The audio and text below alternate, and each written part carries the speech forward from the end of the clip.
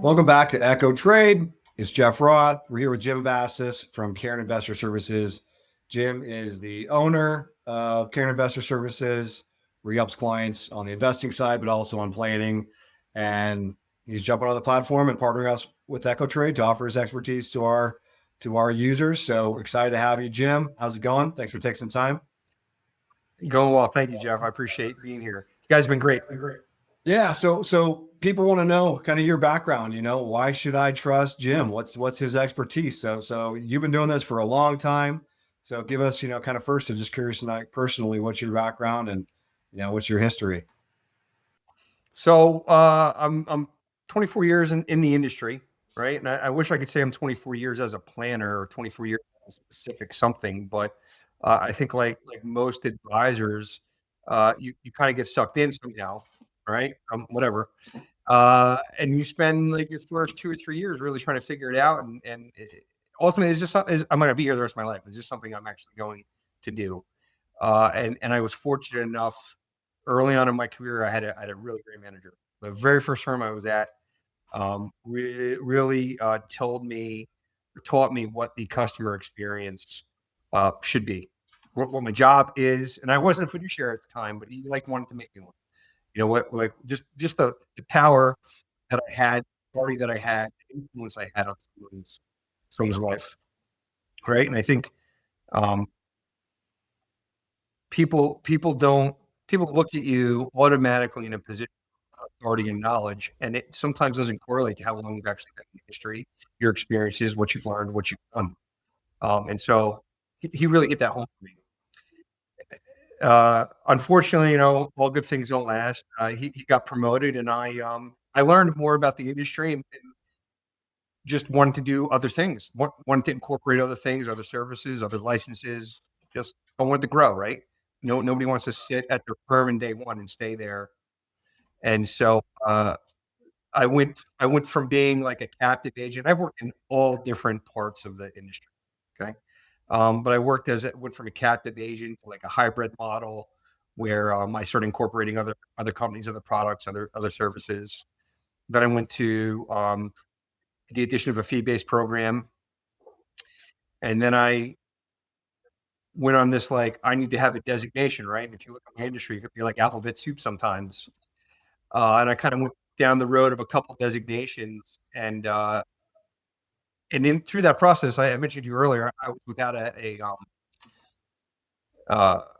mentor for a long time, right? So I got my first manager, really laid a lot of good groundwork for me and helped me understand where I was. And then I kind of went off for another 10 years and made a bunch of, I'll say stupid mistakes, business mistakes, stuff like just that learning curve. Education, experience is the best educator, like hands down. There's no way around that. But I was fortunate enough to run into another gentleman 5 or 6 years ago. He just totally changed my mind and brought back some stuff that I had forgotten, but instilled like the importance of fiduciary. And after going through this alphabet soup dilemma here, I landed on my CFP, and that had a lot to do with him. And I think committing to what I'm holding myself out to be, and I don't think I truly understood how some of these designations are in the industry, right? And so I can sit here and tell you I care about you. I can tell you I'm a fiduciary. I can tell you all these things. How can I show you that I am those things? And I think that's truly where the CFP came in. Is I went through for me, it was a couple of years of studying an exam. You pay a fee to join them. They supervise you. You have a code of ethics that you have to adhere to. And that was my way of like, well, this is the best way to show you as an investor that I'm going to follow through and do what I say I'm going to do. And so in 2016, I became a CFP. And I would say, I don't say I graduated, but I think I got to kind of where I want to say where I'm going to plateau, but where I'm going to be probably for the rest of my career. And that is as a registered investment advisor. And I love being able to have the freedom that I have and help my clients where they need to be helped. and have the designation and the knowledge to be able to do that. So. Yeah, and you went that path. Started your own firm, Cairn Investor Services. So what led you, kind of to start your own? Um, I got tired of management. So I had, like I said, been a captive agent and was in sales and enjoyed that, but had wanted to kind of get into managing and having a staff and doing things. And I guess like initially when you're young, that's the job. Everybody wants to be the manager. He's doing, he's calling the shots. He's making the money. He's doing this. He's doing that. And so I did that for a couple of years, and I got exhausted. Uh, I did not love what I was doing as much as I thought I would, and I lost the connection with my clients, with the personal, with everything that really made me happy and kept me here. When I went to management, I kind of lost that, and so I think this has just been the um, realization of, let's see, 2016. So like 16, roughly 16, 14 years of experience, the accumulation of 14 years of experience at that time, saying, hey, like this is truly where you're happiest, most effective, and where you belong. And that's what got me out of management and said, okay, like I'm doing this and I'm doing it my way. And here I am. yeah, and you do. I mean, so you offer comprehensive planning, but you're also very big on the investment side. Obviously, overseeing your portfolio on Echo Trade, and we talk a lot. And you're big in the markets. You're nonstop every single day, and then you have your own options strategies as well. Which right now we're not offering on Echo Trade, but kind of talk about your philosophy, how you got into trading and investing, and kind of how you look at the markets. So it's I have two passions, and that's like what makes my job really hard is everybody says, well, how can you do both things? And and I'm not, you can be just a planner and that's a job. You don't have to invest money because there is enough business and hours in the week to make you successful. Okay. And there's enough people out. You could never pick up a plan, never touch a plan, never talk to anybody about a plan, and you can go manage money. They're called mutual fund managers, right? I mean, we have them all the time. Um, and that in itself is its own animal. And the problem that I struggle with is I love both of them. Okay. So I have a passion uh, to sit here and read a financial plan, which is really weird. My wife at night reads books. Right? I know she's into some of these, whatever, man. Whatever. And I'm sitting there with financial reports. Right? She's like, "What?" I'm like, "Oh, we're just like seeing what's going on with this company." But it's a true enjoyment for me. But then there's that communication side, the interactive, the personal skills, the enjoyment of helping, the enjoyment of teaching. Um, and that's really where the financial part excels. I think what happens is the financial planning part for me is the outlet of me sitting in front of a computer, researching stocks and learning all the stuff that I learned. The financial planning part is the, I don't want to hold this all to myself. I spent all this time doing this, and it gives me that opportunity to kind of like get it out there and share it. So because of that, I do work a lot of hours, number one. But I also I grow small, right? I grow slow. If I take on a client, for me, it's a big deal because time is precious, right? The client experience has to be very important, but it can't take away from the portfolio. Like I can't, I can't say, oh, I'm not going to worry about money today. It's not going to work.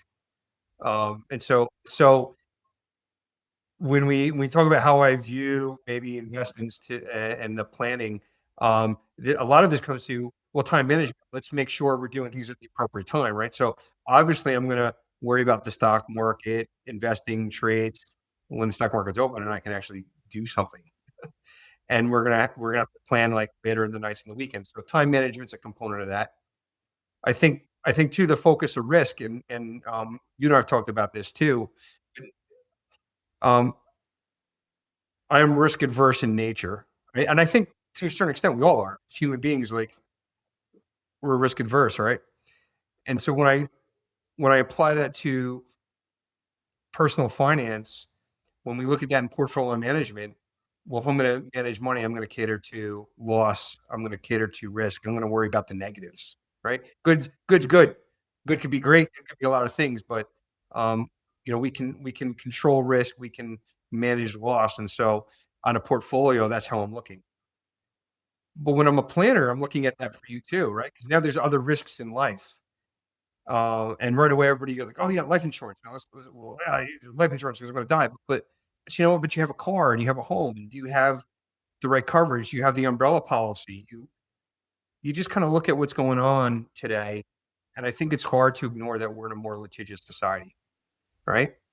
And so I think there's just a level of risk now that's inherent in our society that truly wasn't there 15 or 20 years ago.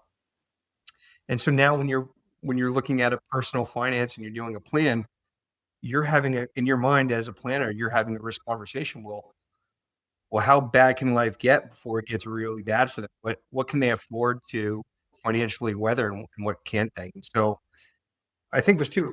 They become one for me, right? Like I'm looking at them now with both lenses, saying, hey, like, yeah, we want to save for retirement, we want to do all these things, like, but what if and how bad does that plan look?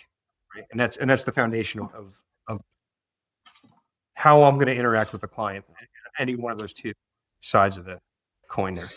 Yeah, I mean, you talked about, you know, you grow slowly and time management, and it's just the nature of the industry, right?